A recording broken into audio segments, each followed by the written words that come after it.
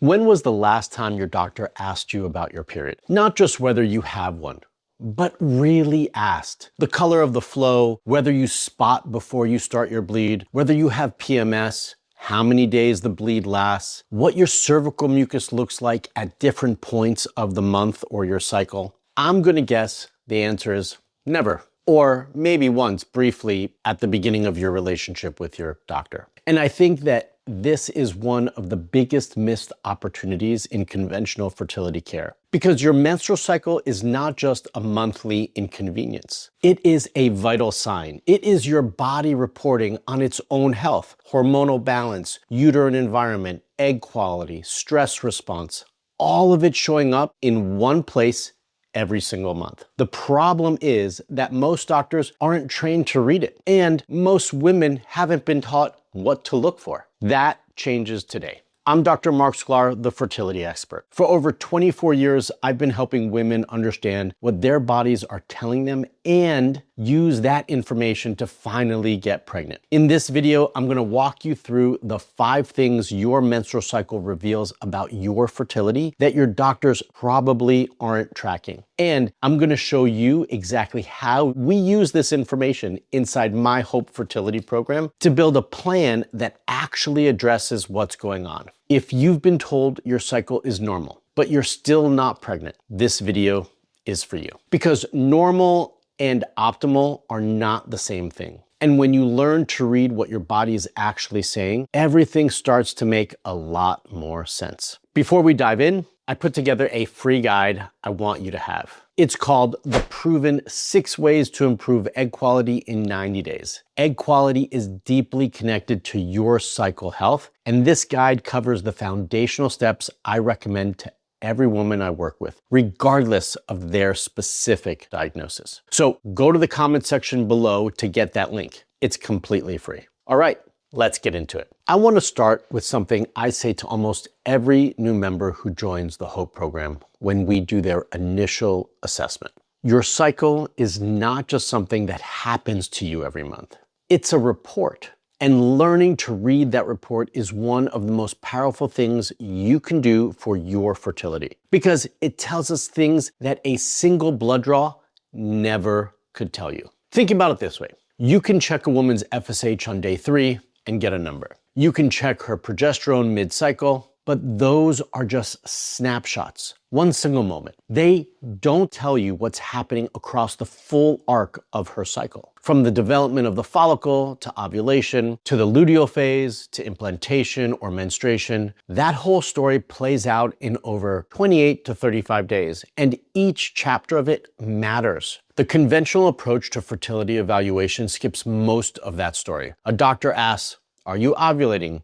Do you have a regular cycle?" If the answer is yes, they often stop right there and move on. But ovulation is not the finish line. It's the midpoint. What happens before it, during it, and especially after it, that's what determines whether pregnancy is going to happen. Your period is the end of a cycle report. It tells us about your hormonal balance over the previous month. Your cervical mucus tells us about your estrogen levels and the health of your reproductive environment. That cycle. Your basal body temperature tells us about your progesterone and how well your luteal phase is being supported. The color and volume of your flow tells us about your uterine lining. All of this is data, it's information. And in the Hope program, we use all of it because every piece adds to the picture of what's going on and what needs to change. So let me walk you through the 5 things I look at most closely and what each one reveals. The first thing that I want to address is something that trips up a lot of women and a lot of doctors. Ovulation is necessary for conception, but ovulating is not the same as ovulating well. When your doctor checks that you're ovulating and says everything looks fine, what they're checking is whether a follicle released an egg. That's it. They're not evaluating the quality of that follicle, the health of the egg inside it, whether ovulation happened at the right time in your cycle, or whether the hormonal cascade that follows ovulation is strong enough to support a pregnancy. Here's the thing. Ovulation sets everything else in motion. Good, healthy follicular development leads to a good quality egg, which leads to a strong ovulation, which leads to a strong progesterone rise in your luteal phase. It's an orchestra. Every instrument has to play its part. If the follicular phase is weak, if the eggs aren't developing in the best possible environment, everything downstream is affected. What healthy looks like? Well, ovulation happening between day 12 and day 16 of a 28-day cycle. Clear, stretchy, egg white cervical mucus in the days leading up to it. That's your estrogen signaling that conditions are right for sperm survival. A noticeable BBT rise of at least 0.3 to 0.5 degrees Fahrenheit after ovulation,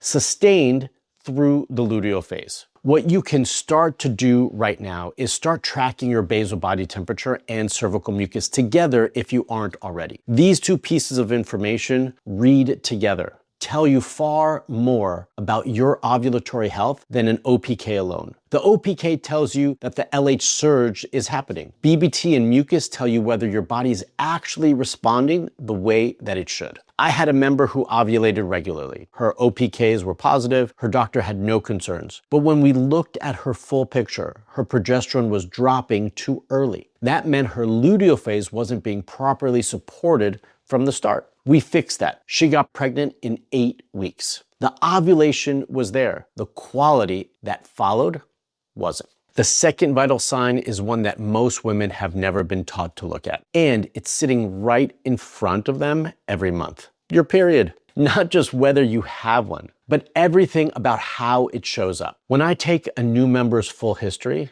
I ask questions that nobody else has ever asked them or dive deep enough about. What color is your flow? How many days does it last? Do you have cramping and when? Do you have PMS symptoms and which ones? Do you spot before the bleed starts? What does the heaviest day look like? Does it taper properly? Does the blood look brown or black, especially at the beginning or end of the bleed? Every single one of those answers is data, is information. Let me tell you what a healthy period looks like, because most women don't actually know. A healthy bleed lasts 3 to 5 days. The flow is moderate, not flooding, not barely there. The blood is bright red, not brown or black. It tapers naturally towards the end. There's no significant cramping, and there's no spotting in the days before that it begins. When things deviate from that, your body is flagging something. Brown or black blood at the start of your period often indicates old blood that's not clearing properly, which can point out poor circulation, uterine stagnation, or progesterone that's dropping too early. Spotting before your period begins is one of the clearest signs of low progesterone. A very light, short flow can signal a thin uterine lining, not enough estrogen to build it adequately enough. Heavy, prolonged bleeding can indicate estrogen dominance, fibroids, or elevated prostaglandins driving inflammation. Significant cramping, especially the kind that requires painkillers, is not normal. I know so many women have been told their whole lives that cramping is just part of having a period. It isn't. Pain is your body asking for attention. I've had members who assumed their painful periods were just how things were, and when we investigated, we found endometriosis, infections, or inflammatory conditions that had been completely overlooked. I think about one of the members who had a 28-day cycle and went years being told everything was fine. But when I asked her about her period, she described 2 days of brown light flow, barely a bleed at all. A healthy period is 3 to 5 days, moderate flow, bright red. What she was describing told me her uterine lining wasn't building adequately. Once we supported her uterine environment, improved circulation, and addressed her estrogen balance, her period changed. And not long after that, she was pregnant. Why it matters for your fertility journey is that implantation requires a well-prepared uterine lining. If your period is showing us that the lining isn't being built properly or isn't shedding properly, we need to understand why before we can address it. What you can do right now is start keeping a simple cycle journal. Note the start date, the end date, the color and volume of flow each day, any cramping, any spotting, and any PMS symptoms. Even 1 or 2 cycles of this data gives me an enormous amount to work with. The third vital sign is one I talk about constantly because it's the most directly relevant to whether a pregnancy can hold. It's the luteal phase. The luteal phase is the time from ovulation to the start of your next period. This is the window in which implantation either happens or doesn't. And it needs to be long enough and hormonally supported enough for that to occur. I want a luteal phase of at least 12 days, ideally 14. Anything shorter than 12 days is a real concern because implantation takes time. If your period starts before implantation can complete, the cycle ends before the pregnancy can begin. And that can look from the outside like you simply didn't conceive, when in reality, the timing window was just too short. The luteal phase is driven almost entirely by progesterone. When progesterone is strong and sustained, the lining stays thick and receptive. When it drops too soon, whether because it was never produced robustly after ovulation or because stress is suppressing it, the cycle ends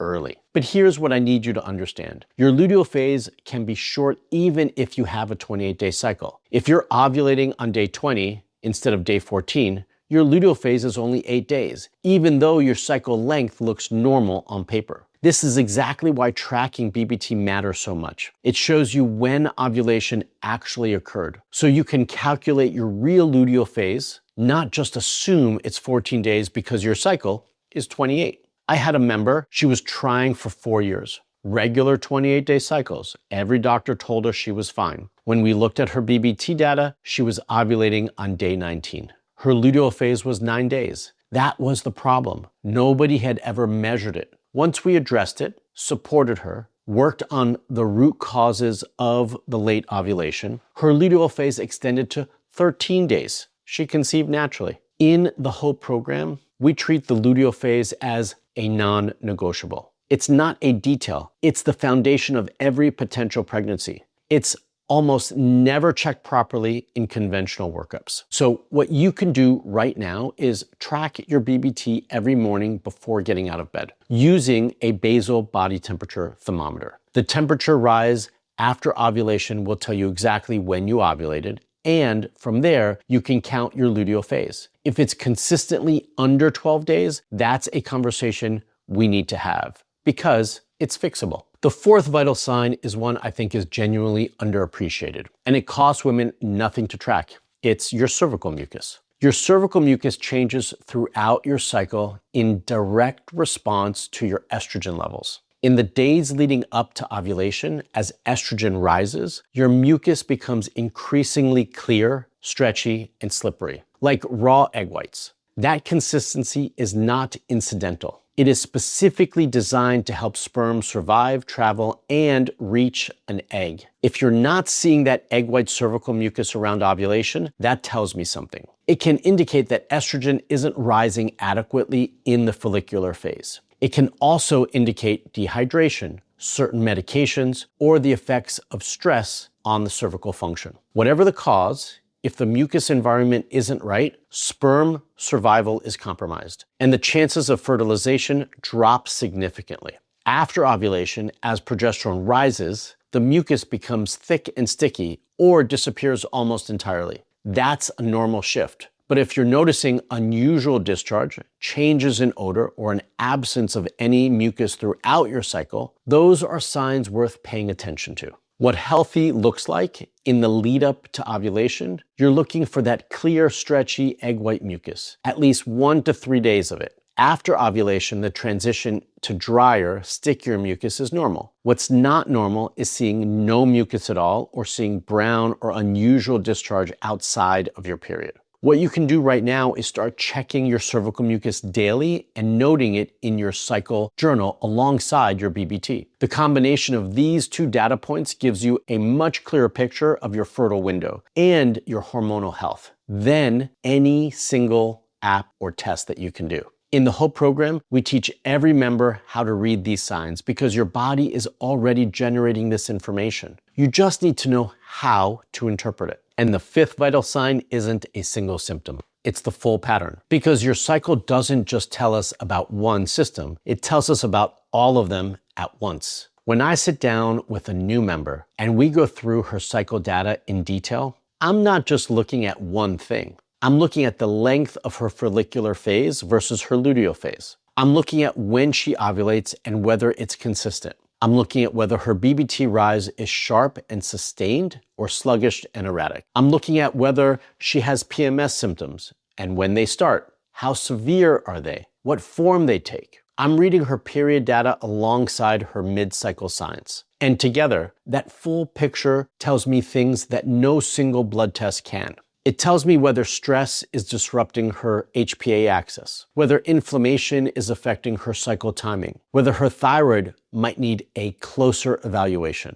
whether her blood sugar is creating hormonal interference, whether her body is prioritizing survival over reproduction, which is what happens under chronic stress and nutrient depletion. The cycle is a reflection of whole body health, and that's exactly how I treat it. I think about how many women come with frustration of being told their cycle is normal, because on paper the length is regular and they're ovulating, but their PMS is severe, the flow is brown at the start of bleed. They spot 2 or 3 days before they ever begin bleeding. They feel exhausted in their luteal phase. None of those things are normal. They're all signals. And when you look at them together, they paint a very specific picture of what's going wrong and what needs to be supported. So here's what I want you to take away from this. Your cycle is not just a monthly biological event. It is a monthly checkup. Your body is doing an assessment of your own fertility readiness every single cycle and telling you what those results are. The question is whether you have someone helping you read those results and whether once you understand them, you have a real plan to address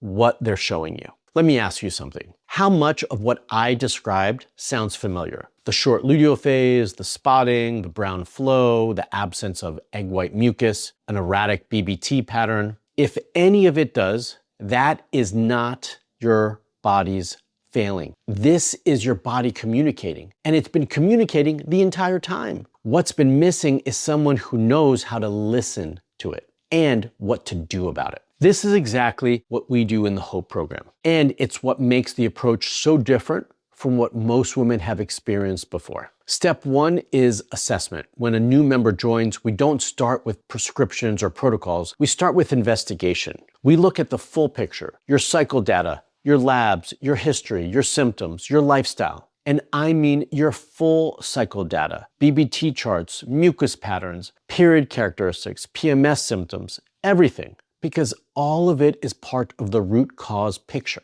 Step 2 is the personalized plan. Once we understand what your cycle is telling us, where the hormonal gaps are, what the uterine environment looks like, whether the luteal phase needs support, whether ovulation is happening optimally, we build a protocol specific to you. Not a standard fertility protocol, yours. Targeted supplements, dietary adjustments, specific home therapies, hormone support, all of it calibrated to what we found. And step 3 is support and accountability. Because reading your cycle is a skill and implementing a plan takes consistency. Our weekly group calls, our coaching team, and our community mean you're not doing any of this alone. When something shifts in your cycle, we look at it together and adjust. That's how change actually happens. The women in my program who've been told for years that their cycles are normal often come to me and discover within the first 2 weeks of actually tracking properly that there's a pattern they'd never seen before. A luteal phase that's consistently short, a temperature chart that shows